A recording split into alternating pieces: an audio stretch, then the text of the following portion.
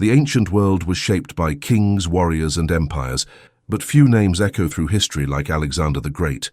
Born in a rugged corner of ancient Macedonia, surrounded by myths, omens, and ambition, he would rise from a young prince to a conqueror who reshaped the known world.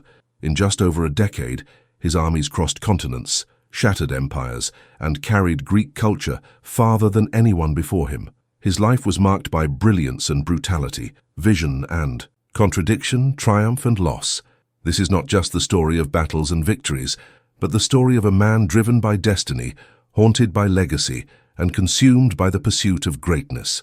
In this video, we will follow Alexander from his mysterious birth to his final days at the height of power, exploring how one life changed the course of history forever. Before we begin, make sure to like this video, subscribe to the channel, and join us as the story of Alexander the Great begins. Alexander was born in 356 BCE in the city of Pella, the capital of Macedonia, a kingdom that stood at the edge of the Greek world, both geographically and culturally. To the southern city-states like Athens and Sparta, Macedonia was often viewed as semi-barbarian.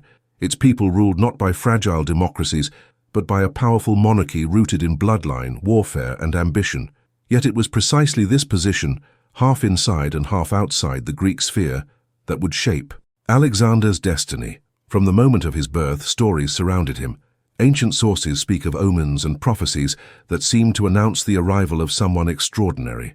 On the same day Alexander was born, the temple of Artemis at Ephesus, one of the wonders of the ancient world, was destroyed by fire. Later writers claimed that the goddess had been too busy attending the birth of Alexander to protect her shrine. Such tales, whether believed or crafted afterward, reveal how deeply myth and destiny became intertwined with Alexander's identity. His mother, Olympias, played a central role in shaping these beliefs.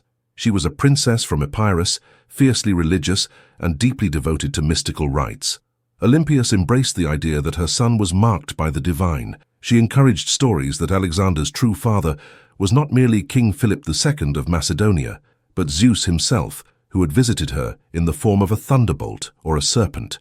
These legends were whispered at court and later echoed across the empire, feeding Alexander's sense that his life was guided by forces beyond the ordinary. Philip II, Alexander's father, was a man of a very different nature. Where Olympias was mystical and intense, Philip was pragmatic, strategic, and relentlessly ambitious. When Philip ascended the Macedonian throne, the kingdom was weak and divided, threatened by enemies on every border. Through military reform, diplomacy, and calculated brutality, Philip transformed Macedonia into the dominant power in Greece. He reorganized the army, introduced the long sarissa spear, and forged a disciplined fighting force unlike anything the Greek world had seen. Under Philip's rule, Macedonia expanded rapidly. City-states that had once dismissed Macedonians as uncultured were forced to submit. Yet Philip's success came at a cost. His court was a place of constant tension, shaped by rivalries, shifting alliances, and the ever-present threat of assassination. Multiple marriages were not acts of romance, but tools of diplomacy, each new wife producing potential heirs and deepening conflict within the royal household. Alexander grew up in this volatile environment, where power was never secure and loyalty was always conditional. From an early age, he witnessed both the brilliance and the ruthlessness required to rule. He saw his father reward loyalty with honor and punish betrayal without mercy. At the same time, he absorbed his mother's relentless insistence that he was destined for greatness beyond that of any ordinary king. The relationship between Philip and Olympias was turbulent, marked by passion, suspicion, and eventual estrangement. As Philip married again to secure political alliances, Olympias' position at court weakened. One marriage in particular, to Cleopatra Eurydice, a Macedonian noblewoman, threatened Alexander's status as heir. If a pure-blooded Macedonian son were born, Alexander's claim could be challenged. This uncertainty left a deep impression on the young prince, sharpening his awareness of vulnerability and reinforcing the idea that survival depended on strength and decisiveness. Beyond the palace walls, the wider Greek world was itself unstable. The great city-states were exhausted by decades of war, their rivalries preventing unity. Philip exploited this division skillfully, presenting himself at times as a champion of Greek unity, at others as an unavoidable conqueror. By the time Alexander was a child, Macedonia had become the arbiter of Greek affairs, holding power through both force and political maneuvering. Alexander was not raised in isolation from these realities. He accompanied Philip on campaigns, observed military councils, and learned how victories were won not only on the battlefield, but through planning, intelligence, and timing.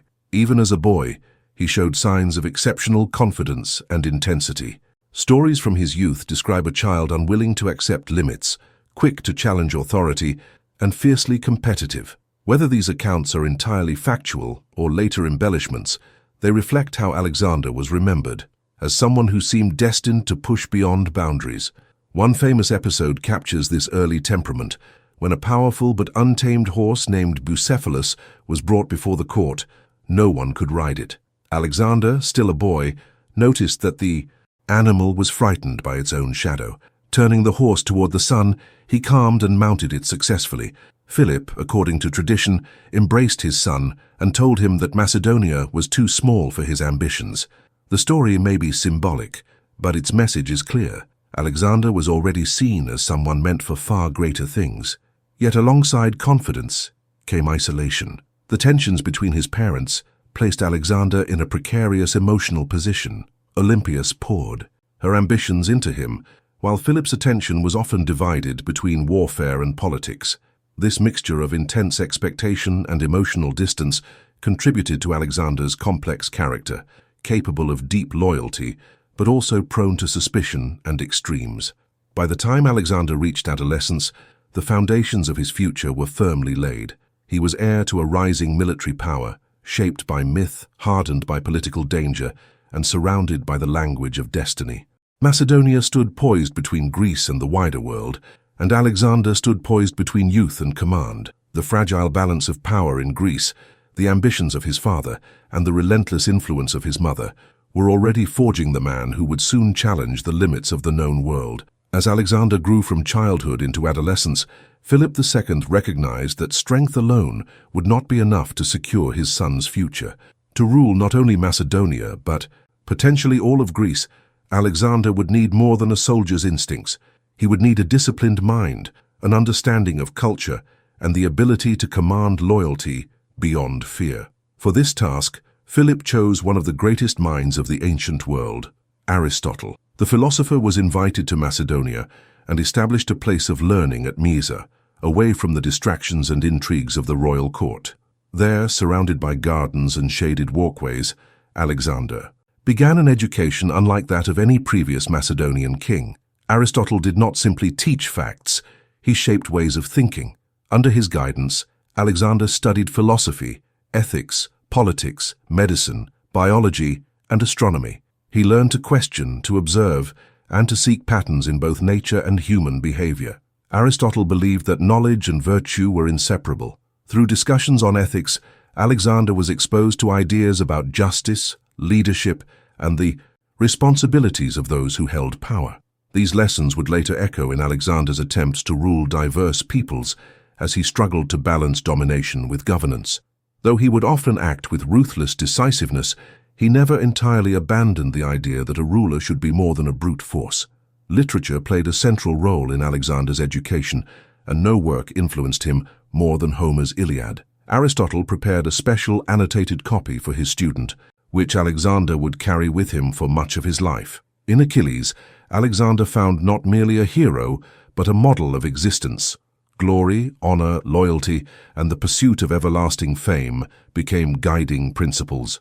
Achilles' choice of a short life, filled with renown over a long, obscure existence, resonated deeply with the young prince. This Homeric ideal shaped Alexander's sense of identity. He did not aspire simply to rule, he aspired to be remembered. Courage in battle, loyalty to companions, and personal excellence were not optional virtues, but essential markers of greatness. These ideas fused seamlessly with the martial culture of Macedonia, creating a worldview in which intellectual refinement and physical bravery reinforced one another. Alexander's education was not confined to books and discussions. Physical training remained a constant part of his development. He excelled in riding, hunting, and combat exercises, showing remarkable endurance and fearlessness. Competition came naturally to him, and he rarely accepted defeat gracefully. Whether in athletic contests or debates, Alexander pushed himself relentlessly, driven by a desire to surpass not only others, but also the standards set by his father. This competitiveness sometimes bordered on impatience. Alexander struggled with authority when he felt restrained or underestimated. Yet it was precisely this tension between discipline and ambition that sharpened his character. Aristotle encouraged reason and moderation, but Alexander's temperament leaned toward intensity and action.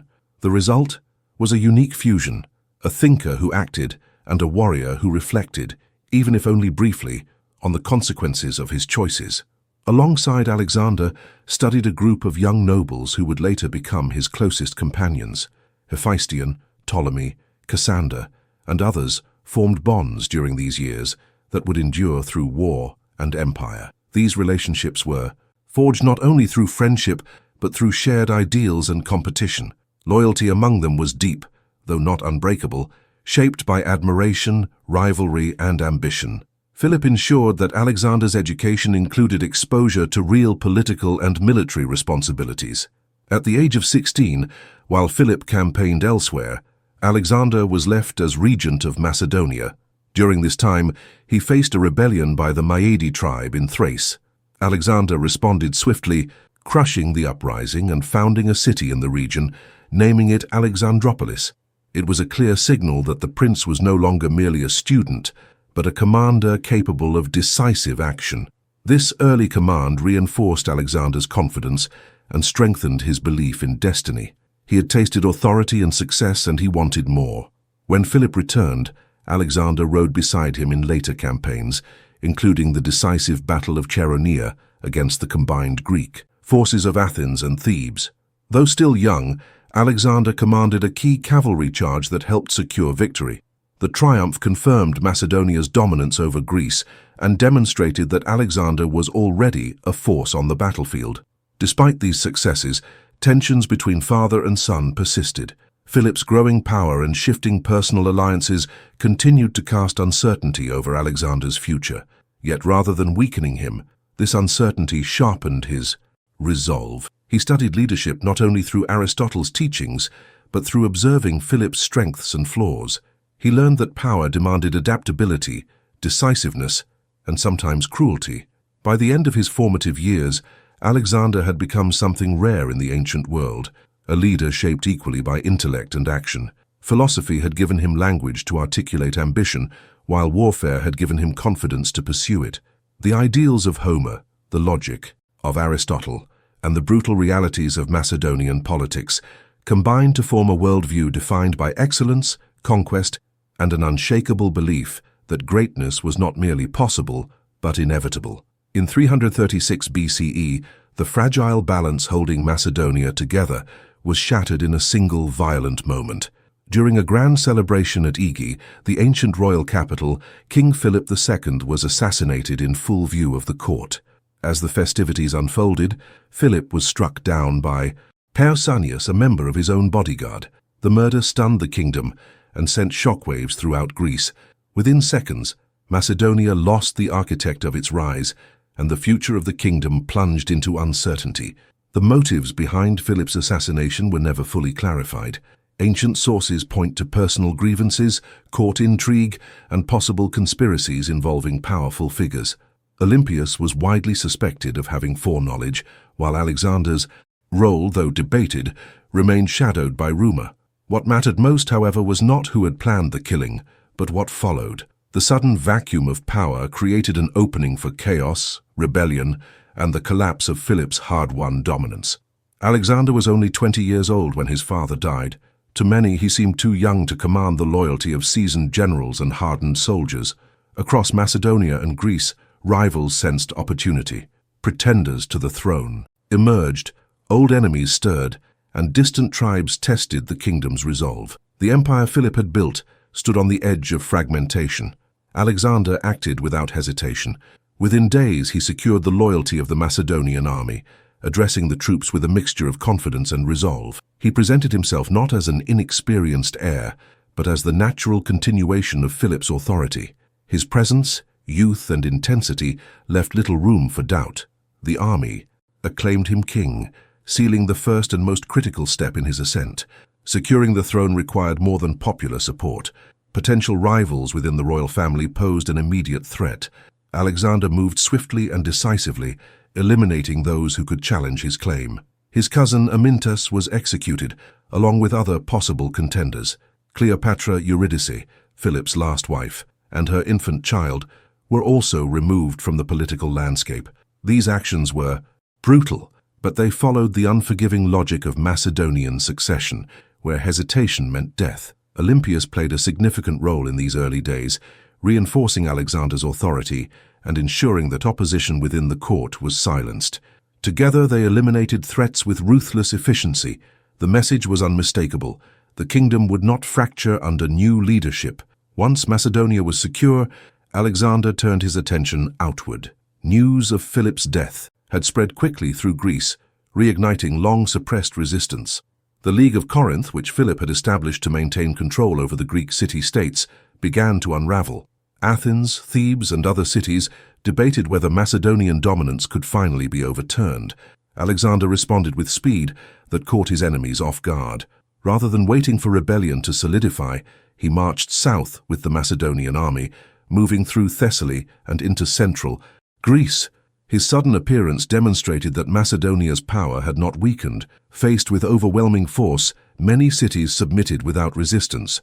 At Corinth, Alexander was recognized as the leader of the Greek forces, inheriting Philip's role as commander of the planned campaign against Persia. This show of authority temporarily stabilized Greece, but unrest was far from extinguished. To the north, Illyrian and Thracian tribes tested Macedonia's borders, believing the young king vulnerable. Alexander answered with swift military campaigns, pushing deep into hostile territory. These early victories were marked by aggressive tactics and personal bravery, reinforcing his reputation among the troops and discouraging further challenges. The true test of Alexander's rule came in Thebes. In 335 BCE, rumors of Alexander's death during northern campaigns sparked a revolt. Thebes, a powerful city with a long history of resistance, declared independence and called on other Greek states to rise against Macedonia. The rebellion threatened to ignite a wider uprising that could dismantle Macedonian control entirely. Alexander reacted with ruthless clarity. He marched south at remarkable speed, appearing before Thebes before its allies could mobilize. Negotiations failed, and Alexander ordered a full assault. The city was taken by force. In a brutal act meant to serve as a warning, Thebes was destroyed almost entirely. Thousands were killed, and the surviving population was sold into slavery. Only temples and the house of the poet Pindar were spared. The destruction of Thebes sent a chilling message across Greece. Resistance would be met not with compromise, but annihilation. Athens, witnessing the fate of its rival, chose submission over defiance. Greek unity under Macedonian dominance was restored, not through persuasion, but through fear. By the end of these campaigns, Alexander's authority was absolute. He had secured the throne, eliminated rivals, crushed rebellions, and demonstrated a willingness to act with uncompromising force. Though still young, he had proven himself capable of commanding armies and shaping the political landscape through decisive action. Yet these actions were not merely about survival. By stabilizing Macedonia and subduing Greece, Alexander cleared the path for something far greater. The internal struggles of succession and rebellion had forged him into a king who understood the price of hesitation. With his power secured and his enemies silenced, Alexander now stood free to turn his gaze eastward toward the vast Persian Empire and a vision that extended far beyond the boundaries of the Greek world. In the spring of 334 BCE, Alexander stood at the edge of Europe and looked east. Before him lay Asia Minor, the western reaches of the Persian Empire, the greatest political and military power the ancient world had ever known. For generations, Persia had loomed over Greece as both threat and memory, remembered for its failed invasions and immense wealth. Now, with Macedonia secure and Greece subdued, Alexander prepared to do what no Greek leader had ever achieved: carry war deep into Persian territory and dismantle the empire from within. With an army of roughly 40,000 men, vastly outnumbered by Persian resources, the invasion was a calculated gamble. Many saw it as reckless ambition bordering on madness. Alexander, however, framed the campaign as both vengeance and destiny. Officially, he claimed to avenge the Persian attacks on Greece from a century earlier. Privately, his vision was far broader. This was not merely a punitive expedition, but the opening move in a war of conquest. Crossing the Hellespont, Alexander symbolically cast a spear into Asian soil, claiming the land by right of conquest. He visited the ruins of Troy, honoring Achilles and reinforcing his connection to the Homeric past. These gestures were not empty rituals, they were deliberate acts of myth-making, binding his campaign to legend and strengthening the loyalty of his men who believed they were marching alongside a leader favored by fate. The Persian response was swift but disorganized. Local satraps gathered their forces near the Granicus River, confident that their numbers and cavalry would crush the Macedonian advance. The terrain favored the Persians, and their commanders expected Alexander to hesitate. Instead, he attacked immediately. Leading from the front, Alexander charged across the river under heavy fire, engaging the enemy at close quarters. The battle was fierce and chaotic, but Macedonian discipline and coordinated infantry formations prevailed. Alexander himself narrowly escaped death at the Granicus. Surrounded by Persian nobles, he fought hand-to-hand until one enemy struck a blow that shattered his helmet. Only the intervention of a companion saved his life. The risk was immense, but the effect was profound. His willingness to fight beside his men, to share danger rather than command from safety, forged an unbreakable bond of loyalty. The victory shattered the myth of Persian invincibility and sent a clear message. This young king was not merely directing the war, he was living it. Following the Granicus, Asia Minor began to fall rapidly. Greek cities under Persian control opened their gates, welcoming Alexander as a liberator. In each city, he balanced pragmatism with symbolism. Oligarchies loyal to Persia were dismantled, but local customs were often respected. Alexander presented himself not as a destroyer, but as a restorer of Greek freedom, even as he absorbed these territories into his growing domain. The Persian king, Darius III, now took direct command. Unlike his satraps, Darius understood the scale of the threat. He assembled a massive army and moved west to confront the invader. The two forces met in 333 BCE near the narrow plain of Issus. Geography neutralized Persian numerical superiority, compressing the battlefield and favoring Macedonian tactics. At Issus, Alexander demonstrated not only courage, but strategic brilliance. He identified the position of Darius at the center of the Persian line and directed his attack with surgical precision. Leading his companion cavalry, Alexander broke through enemy defenses and drove straight toward the Persian king. Faced with imminent capture, Darius fled the battlefield. His retreat triggered panic, turning a contested battle into a decisive rout. The victory at Issus transformed Alexander's campaign. The Persian royal family, including Darius's mother, wife, and children, fell into Macedonian hands. Alexander treated them with respect, reinforcing his image as a noble ruler rather than a barbarian conqueror. Meanwhile, Darius sent letters offering ransom, territory, and peace. Alexander refused. He no longer saw himself as a challenger negotiating with an equal, but as a rising master confronting a collapsing order. With the Persian army in retreat, Alexander turned south along the eastern Mediterranean coast. His objective was clear: deprive Persia of its naval bases and secure supply lines. Most cities surrendered, but Tyre resisted. The island city, heavily fortified and confident in its defenses, refused Alexander entry. What followed was one of the most extraordinary sieges of the ancient world. For 7 months, Alexander committed his army to the capture of Tyre. Unable to reach the island directly, he ordered the construction of a massive causeway through the sea, advancing inch by inch under constant attack. The effort was costly and relentless. When the city finally fell, Alexander ordered harsh reprisals. The destruction of Tyre was a calculated act, demonstrating that defiance would be met with overwhelming force. From Tyre, Alexander marched south into Egypt. There, he was welcomed not as an invader, but as a liberator from Persian rule. He founded the city of Alexandria, envisioning it as a center of culture, trade, and learning. In the desert, he traveled to the oracle of Siwa, where he was declared the son of a god. Whether he believed the proclamation fully or used it politically, the encounter deepened his sense of divine destiny. By the time Alexander left Egypt, his campaign had evolved beyond its original scope. What began as a risky invasion had become an unstoppable advance. Each victory amplified his reputation, spreading fear among his enemies and devotion among his followers. He had defeated Persian armies, humbled cities that resisted, and woven myth into military success. Ahead lay the heart of the Persian Empire itself, and Alexander marched toward it with absolute confidence, convinced that no force on earth could halt his ascent. By 331 BCE, the war between Alexander and the Persian Empire had reached its decisive phase. Darius III, humiliated but not yet defeated, gathered the largest army Persia could muster.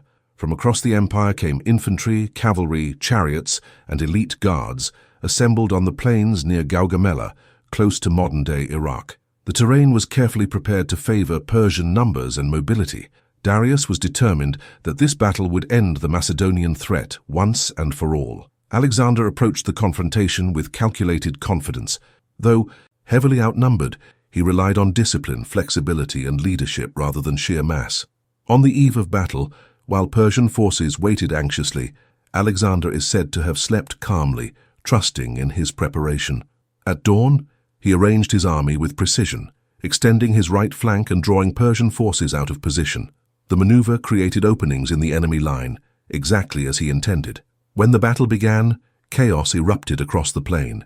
Persian chariots charged, only to be neutralized by coordinated infantry tactics. As the Persian line stretched and weakened, Alexander seized the moment. Leading his companion cavalry, he drove straight toward the center where Darius stood.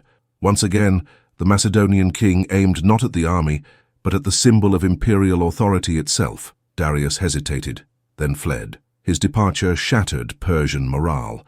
What had begun as the empire's last stand dissolved into retreat and slaughter.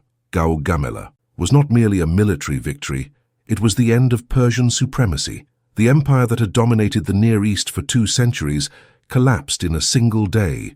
Alexander had achieved what generations before him could not. With the Persian field army destroyed, the heart of the empire lay open. Alexander marched south to Babylon, one of the most magnificent cities of the ancient world. Rather than resisting, the city surrendered. Alexander entered as a conqueror, but he behaved as a king. He respected local customs, honored religious traditions, and confirmed existing officials in their positions. This approach marked a turning point. The campaign was no longer just about defeating enemies, but about ruling them. From Babylon, Alexander advanced to Susa and then Persepolis, the ceremonial capital of Persia. There he gained access to unimaginable wealth, the accumulated treasures of generations of Persian kings. Gold and silver filled his coffers, funding future campaigns and rewarding his soldiers. The conquest had made Alexander the richest ruler in the known world. At Persepolis, Alexander ordered the burning of the royal palace. Ancient sources differ on whether the act was deliberate or the result of drunken impulse. Some portray it as symbolic revenge for the Persian destruction of Greek temples decades earlier. Others see it as a moment of excess that Alexander later regretted. Whatever the motive, the flames that consumed Persepolis became a powerful symbol. The old empire was not merely defeated, it was erased. With Darius now a fugitive, Alexander pursued him eastward. The chase carried symbolic weight. As long as Darius lived, Alexander could not fully claim the mantle of Persian kingship. Before Alexander could capture him, Darius was betrayed by his own satraps and mortally wounded. When Alexander found him dying, he ordered that Darius be honored with royal burial rites. In doing so, Alexander presented himself not as Darius's executioner, but as his rightful successor. This moment marked a profound shift in Alexander's identity. He no longer spoke as the avenger of Greece, but as the king of Asia. He adopted elements of Persian dress, incorporated Persian nobles into his administration, and retained many imperial institutions. These decisions were pragmatic, intended to stabilize a vast and diverse empire, but they were also deeply symbolic. Alexander was redefining himself, moving from conqueror to imperial ruler. Not all of his companions welcomed this transformation. Many Macedonians saw Persian customs as signs of decadence and submission to foreign ways. Tensions grew as Alexander introduced practices such as proskynesis, a ritual gesture of respect toward the king that offended Greek sensibilities. To Alexander, these customs were tools of unity, a way to bridge cultures. To others, they were betrayals of Macedonian tradition. Alexander's vision extended beyond simple domination. He encouraged marriages between Macedonians and Persians, seeking to bind the ruling classes together. He recruited Persians into the army and promoted them to positions of command. His court became increasingly multicultural, reflecting the empire he now ruled. The boundaries between victor and defeated began to blur, yet this transformation carried personal consequences. As Alexander embraced his role as great king, the distance between him and his old companions widened. Authority became more absolute, expectations more demanding. The ideals of youthful camaraderie gave way to the realities of imperial rule. By the end of this phase of the campaign, the Persian Empire no longer existed as an independent power. In its place stood something new, a vast realm stretching from Greece to the heart of Asia, united not by shared ancestry, but by the will of a single ruler. Alexander had not only conquered Persia, he had absorbed it, reshaping both the empire and himself in the process. With the fall of the Persian heartlands, many believed Alexander's campaign had reached its natural conclusion. The great enemy was defeated, the imperial capitals occupied, and unimaginable wealth secured. Yet Alexander did not turn back. Instead, he pressed eastward into the vast and unfamiliar regions of Central Asia, determined to impose control over territories that had never truly submitted to Persian rule. What followed would become one of the most grueling and psychologically taxing phases of his entire campaign. The lands of Bactria and Sogdiana, stretching across modern Afghanistan and Central Asia, were harsh and fragmented. Unlike the grand battles against Persia, there were no decisive confrontations here. Instead, Alexander faced a patchwork of tribes and local leaders who refused to meet him on open ground. They knew the terrain, vanished into mountains and deserts, and struck unexpectedly. Warfare became slow, brutal, and exhausting. Guerrilla tactics replaced set-piece battles. Supply lines were constantly threatened, and Macedonian soldiers found themselves fighting an invisible enemy. Fortified hilltop strongholds dotted the landscape, forcing Alexander to conduct repeated sieges in unforgiving conditions. Victory came not through swift brilliance, but through persistence, attrition, and relentless pressure. The romantic image of conquest began to fade, replaced by the grim reality of occupation. Resistance was embodied by figures such as Spitamenes, a charismatic and capable leader who united local forces against Macedonian rule. Time and again, Spitamenes struck Alexander's troops, disappearing before retaliation could be mounted. These campaigns tested Alexander's patience and adaptability. In response, he divided his forces, built new cities to control territory, and employed increasingly harsh measures to suppress rebellion. The brutality of the conflict escalated on both sides. Villages suspected of aiding rebels were destroyed, populations displaced, and reprisals carried out with little mercy. Alexander, once celebrated as a liberator, was now seen by many as an occupying force. The strain of constant resistance began to erode morale among his men, who had expected victory and homecoming after Persia's defeat.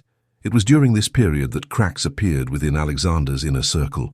Long years of campaigning, combined with Alexander's growing adoption of Persian customs, created resentment among Macedonian officers. Traditional bonds of camaraderie weakened as Alexander's authority became more distant and absolute. Trust, once unshakable, began to fracture. Paranoia took hold as rumors of conspiracy circulated. One of the most painful episodes involved Philotas, the son of Parmenion, one of Alexander's most respected generals. Accused of failing to report a plot against the king, Philotas was arrested, tortured, and executed. Soon after, Alexander ordered the execution of Parmenion himself, despite his lifetime of loyalty. The decision shocked the army. It signaled that past service no longer guaranteed safety. These actions reflected Alexander's growing isolation. Surrounded by enemies and uncertain of loyalty even among friends, he became increasingly suspicious and severe. The burden of absolute power weighed heavily on him. Leadership now meant not only commanding armies, but surviving a constant threat of betrayal. Amid this tension, Alexander married Roxana, a noblewoman from Bactria. The union was both personal and political. Ancient sources describe genuine affection, but the marriage also served to legitimize his rule in the region. It symbolized Alexander's continued effort to blend cultures, even as resistance made that goal increasingly difficult to achieve. The emotional toll of the campaign reached a tragic climax in an incident that revealed how far Alexander had changed. During a drinking banquet, a heated argument erupted between Alexander and Clytus the Black, a trusted officer who had once saved his life in battle. Clytus criticized Alexander's adoption of Persian customs and questioned the erosion of Macedonian traditions. Enraged and intoxicated, Alexander struck him down with a spear. The killing of Clytus stunned the court. When the rage subsided, Alexander was overwhelmed with grief and remorse.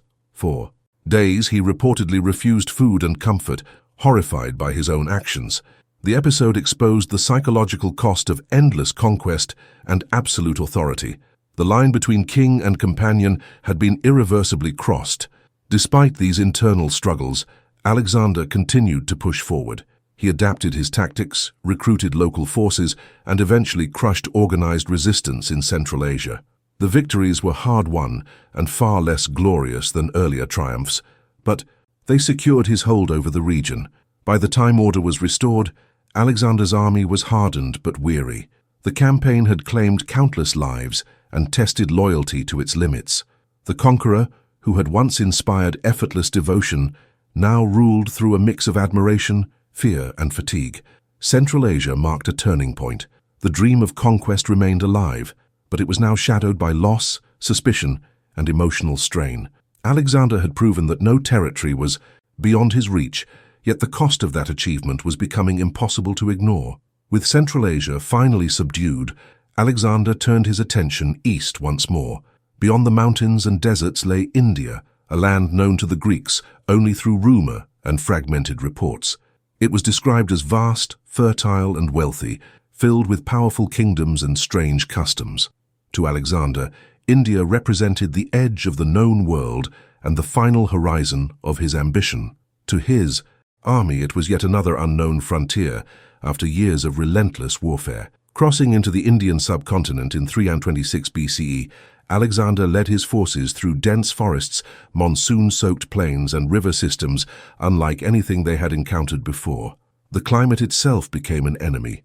Torrential rains, suffocating humidity, and unfamiliar diseases weakened men and animals alike. Supply lines stretched thin, and progress slowed as nature resisted every step forward. The political landscape of India was fragmented, composed of regional rulers whose power was rooted in local alliances and deep knowledge of the terrain. Some chose diplomacy, recognizing Alexander's strength and submitting peacefully. Others prepared to resist with armies that introduced the Macedonians to a new and terrifying element of warfare: war elephants. The greatest confrontation came against King Porus, a formidable ruler who controlled territory along the Hydaspes River. Porus refused to submit and assembled an army that included heavily armored infantry, cavalry, and towering elephants trained for battle. The sight alone was enough to unsettle Alexander's troops, who had never faced such creatures on the battlefield. Reaching the Hydaspes during monsoon season, Alexander found the river swollen and dangerous. Porus positioned his forces along the opposite bank, prepared to strike any crossing attempt. Rather than engage directly, Alexander employed deception. While maintaining the appearance of hesitation, he secretly moved part of his army upstream under cover of darkness and storm, crossing the river at a less guarded point. When the battle began, it was fierce and chaotic. The elephants charged, trampling men and horses, sowing fear and confusion. Yet Alexander adapted quickly. His troops targeted the animals' handlers, turning the beasts into uncontrollable forces that wreaked havoc among their own ranks. Once the elephants were neutralized, Macedonian discipline and coordination prevailed. Porus fought with remarkable courage, continuing to command even after being wounded. Impressed by his resilience, Alexander treated him with respect after the battle, allowing him to retain his kingdom as a vassal. The encounter reflected Alexander's growing tendency to admire strength wherever he found it, regardless of cultural boundaries.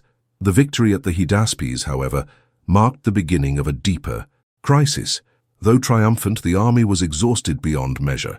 Years of campaigning had taken a heavy toll. Soldiers longed for home, for families they had not seen in nearly a decade. The promise of endless conquest no longer outweighed the desire for survival. As Alexander pushed eastward, he encountered growing resistance, not from enemies, but from his own men. At the Hyphasis River, the army refused to advance further. Worn down by hardship and fearful of what lay ahead, they stood firm in defiance of their king's orders. It was the first time Alexander faced open refusal from the soldiers who had followed him across continents. Alexander reacted with anger and disbelief. He withdrew to his tent, refusing to see anyone for days, convinced that his vision was being betrayed. Yet the reality was undeniable. The army had reached its limit.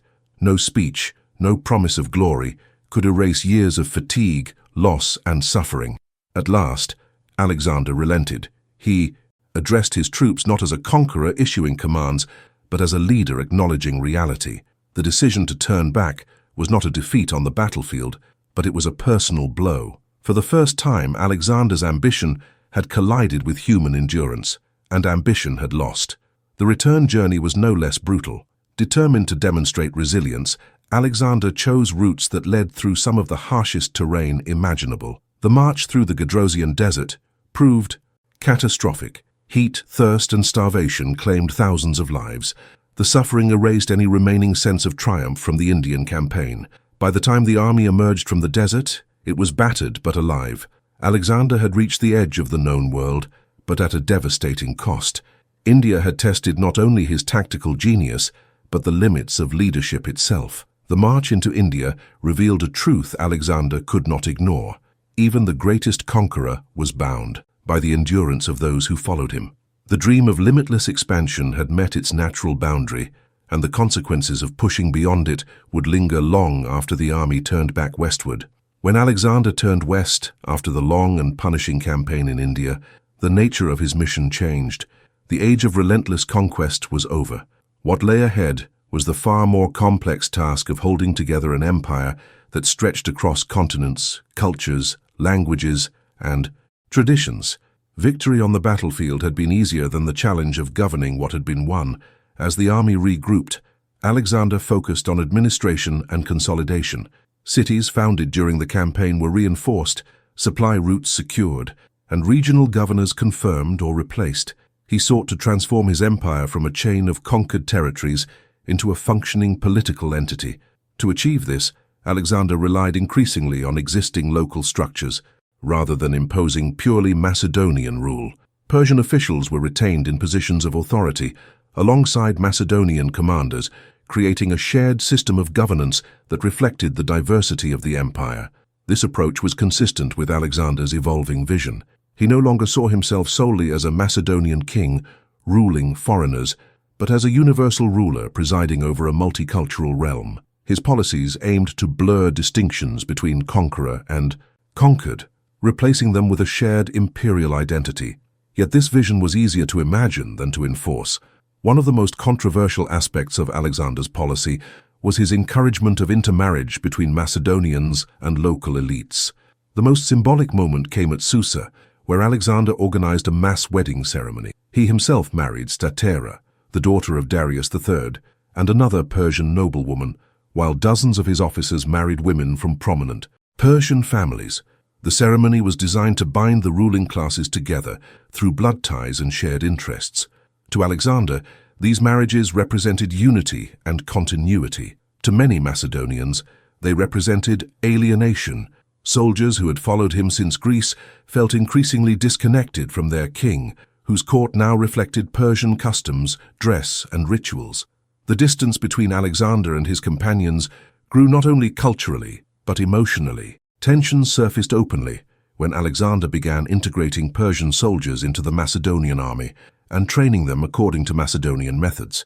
While intended to strengthen the empire, this move was perceived by veterans as a threat to their status and identity. The belief that loyalty and sacrifice were being replaced by political convenience fueled resentment. The strain culminated in a confrontation at Opis, where Macedonian troops mutinied in response to Alexander's policies. This time the rebellion was not rooted in exhaustion, but in wounded pride and fear of displacement. Alexander reacted with fury. He dismissed the Macedonian veterans publicly, declaring his intention to rule with Persians instead. The dramatic gesture shocked the army into remorse. After days of silence, Alexander addressed his troops with a speech that blended anger, vulnerability, and reconciliation. He reminded them of their shared hardships, their victories, and the bond forged through years of war. The mutiny ended, but the episode left scars. The relationship between Alexander and his men was restored, but never fully healed. As governance replaced conquest, Alexander's isolation deepened. The loss of close companions compounded this solitude. Hephaestion, his closest friend and confidant, fell ill and died suddenly in 324 BCE. The death devastated Alexander. His grief was profound and unrestrained. He ordered elaborate funeral rites, honored Hephaestion as a hero, and demanded public mourning across the empire. Hephaestion's death removed one of the few figures capable of speaking to Alexander without fear. Without that emotional anchor, Alexander became increasingly withdrawn and severe. His decisions grew more autocratic, and the court atmosphere more tense. Power had elevated him beyond reach, leaving him isolated at the summit of his own empire. Despite these personal losses, Alexander continued to plan. He envisioned new campaigns, administrative reforms, and further integration of cultures. His ambition had not diminished, it had transformed. No longer driven solely by conquest, he now sought permanence and legacy. Yet the burden of absolute power was unmistakable. Every decision carried consequences across vast distances. Every perceived slight or challenge demanded response. Alexander stood at the center of an empire unlike any the world had seen, but he stood there increasingly alone. The return west was not a triumphant march home, but a quiet reckoning. The dream of unity remained alive, but it was fragile, dependent on a single will. The conqueror had become an emperor, and the weight of that transformation pressed heavily upon him. In 323 BCE, Alexander arrived in Babylon, the ancient city that now served as the administrative heart of his vast empire. Once a symbol of Persian power, Babylon had become the center of Alexander's rule, a crossroads where cultures, armies, and ambitions converged. Despite years of hardship, loss, and unrelenting pressure, Alexander showed no intention of slowing down. His mind was already fixed on the future.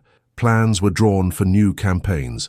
Arabia was to be explored and possibly conquered, opening new trade routes and extending imperial reach. Naval expeditions were prepared, roads and ports surveyed, and officials instructed to organize supplies and manpower. Alexander spoke of reshaping the world, not only through war but through connection, binding land and sea, east and west, into a single imperial system. Outwardly, Alexander appeared confident and energetic, yet those close to him noticed signs of strain. Years of wounds, exhaustion, heavy drinking, and emotional trauma had taken their toll. His body bore the scars of countless battles, and his spirit carried the weight of relentless command. Still, no one openly questioned his strength. Alexander had always defied limits, and many believed he would continue to do so. The court in Babylon was tense. Questions of succession loomed unspoken. Alexander had no clear adult heir. His wife Roxana was pregnant, but the child had not yet been born. Powerful generals and companions watched one another carefully, aware that the balance of power rested on Alexander's continued survival. The empire was vast, but its unity depended almost entirely on a single man. The crisis began suddenly. After attending a banquet, Alexander fell ill. At first, the symptoms did not appear alarming. Fever was common in Babylon's climate, and Alexander had endured worse. But as days passed, his condition deteriorated. The fever intensified, weakness spread through his body, and he struggled to speak or move.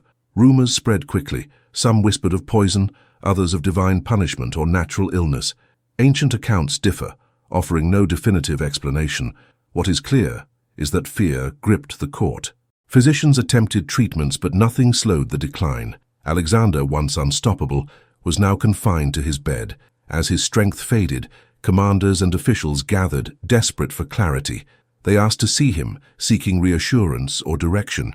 According to tradition, Alexander allowed his soldiers to pass by his bed one by one. Unable to speak, he acknowledged them with gestures, offering silent farewells to the men who had followed him across the world. The moment was heavy with emotion, marking the end of an era. The question of succession could no longer be avoided. When asked to whom the empire should pass, Alexander reportedly gave a vague answer, to the strongest, or said nothing at all. Whether intentional or forced by weakness, the ambiguity was devastating. It offered no guidance, only the promise of conflict. On June 10th or 11th, 323 BCE, Alexander the Great died at the age of 32. The conqueror who had reshaped the ancient world was gone, leaving behind an empire without a clear future.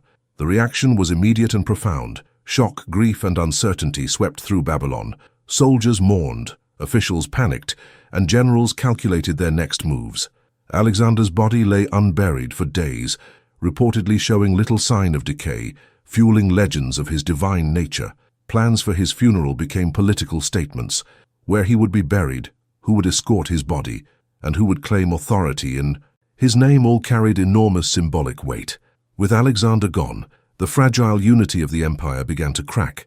Regents were appointed, compromises struck, and alliances formed, but none could replace the force of Alexander's personal authority. The question was no longer how far the empire would expand, but whether it could survive at all.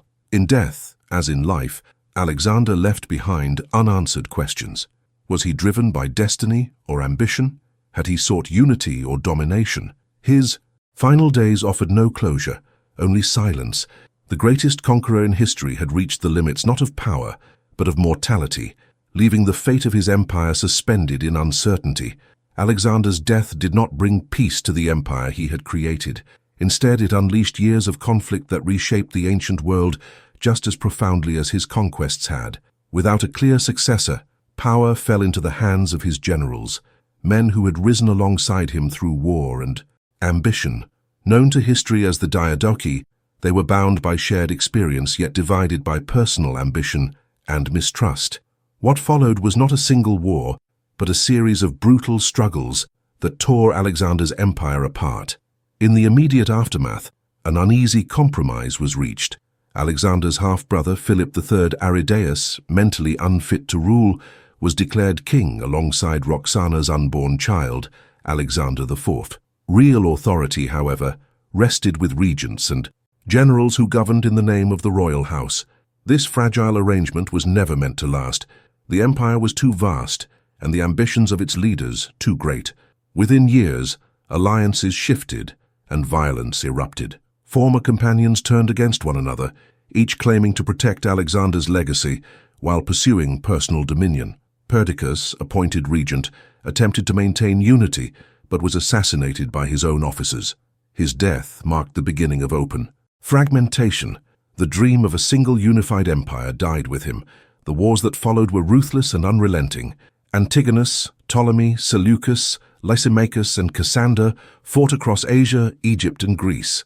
Battles were vast, armies immense, and civilian populations caught in the crossfire. Cities changed hands repeatedly, loyalties shifted, and the ideals of unity that Alexander had promoted were replaced by the realities of survival and control. By the early 3rd century BCE, the empire had fractured into several major kingdoms. Ptolemy established himself in Egypt, founding a dynasty that would rule for nearly 3 centuries. Seleucus claimed the vast eastern territories, creating an empire that stretched from the Mediterranean to the borders of India. Antigonid rulers dominated Macedonia and parts of Greece. Each kingdom bore the imprint of Alexander's conquest, yet none could recreate his singular authority. Despite the violence of fragmentation, Alexander's legacy endured in unexpected ways. The spread of Hellenistic culture became one of the most lasting consequences of his conquests. Greek language, art, architecture, and philosophy blended with local traditions across the Near East, Central Asia, and Egypt. Cities founded by Alexander and his successors became centers of learning, trade, and cultural exchange. Nowhere was this more evident than in Alexandria, Egypt. The city grew into a beacon of knowledge, home to the great library and a diverse population drawn from across the Mediterranean and beyond. Scholars studied mathematics, astronomy, medicine, and philosophy, preserving and expanding the intellectual heritage of the ancient world. Though Alexander did not live to see it flourish, Alexandria embodied his vision of a connected world. Politically and militarily, Alexander transformed how power was imagined. His campaigns demonstrated that speed, adaptability, and leadership could overcome. Numerical superiority. Future commanders studied his tactics, from Roman generals to modern strategists. The idea of a ruler leading from the front, sharing danger with his soldiers, became a model of charismatic authority. Yet Alexander's legacy is inseparable from myth. Ancient writers elevated him beyond mortality, portraying him as a hero, a god, or a force of nature. Legends spread of miraculous deeds and divine favor. Over time, the line between history and storytelling blurred. Alexander became a symbol onto which different cultures projected their ideals: warrior, philosopher, king, tyrant, or visionary. The reality was more complex. Alexander united worlds, but he did so through violence. He spread culture, but he also left devastation in his wake. His vision of unity depended heavily on his own presence and will. Without him, the empire fractured, revealing both the brilliance and the limitations of his achievement. And yet, few individuals have altered the course of history so profoundly in such a short time. In just over a decade, Alexander reshaped political boundaries, accelerated cultural exchange, and left an imprint that endured for centuries. The Hellenistic world that followed was not what he had fully imagined, but it was born directly from his actions. Alexander the Great remains a figure of contradiction, conqueror and unifier, destroyer and creator, human and myth. His empire did not survive, but his influence did. Long after his death, the world continued to move within the pathways he opened, proving that while empires may fall, ideas can endure far beyond the life of the man who first set them in motion.